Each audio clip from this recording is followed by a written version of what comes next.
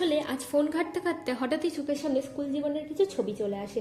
মনটা আনন্দের সাথে সাথে দুঃখেও ভরে যায়। সেই বেঞ্চ, ব্ল্যাকবোর্ড, বন্ধুরা, আড্ডা আর হ্যাঁ স্কুলের সামনে বসা আলু কাবলির কাকু। স্কুল জীবন তো আর ফিরে আসবে না, কিন্তু মন ভালো করতে আলু কাবলি তো আমরা খেতেই পারি।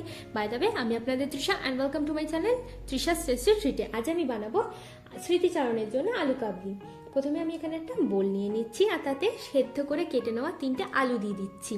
এবার এতে আমি একে একে একটা ছোট পেঁয়াজের কুচি নিয়ে নেব, একটা ছোট টমেটোর কুচি নিয়ে নেব, একটা ছোট শশার কুচি নিয়ে নিচ্ছি, 2টো কাঁচা লঙ্কার কুচি নিয়ে নেব, 3 চামচ মতো ধনেপাতা কুচি নিয়ে ভালো করে এবার আমরা এটাকে মিক্স করে নেব।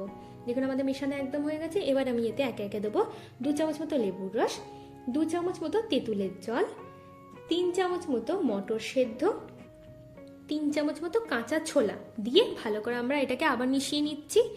এবার আমি এতে অ্যাড করব নুন, স্বাদ মতো দিয়ে দেবো আমরা এখানে। আচ্ছা, স্বাদ মতো বিট নুনও দিয়ে দিতে হবে, আর 1 চা চামচ ভাজা মশলা। আচ্ছা, এই ভাজা মশলার রেসিপিটি যদি আপনারা চান তাহলে প্লিজ আমার ডেসক্রিপশন বক্সে চেক করবেন, আমি ওখানে লিঙ্ক দিয়ে দেবো। এবার এতে আমি 1 চামচ মতো চাট মশলা, 2 চামচ মতো বাদাম দিয়ে দিচ্ছি, আর 3 চামচ মতো ঝুরি ভাজা দিয়ে দেবো।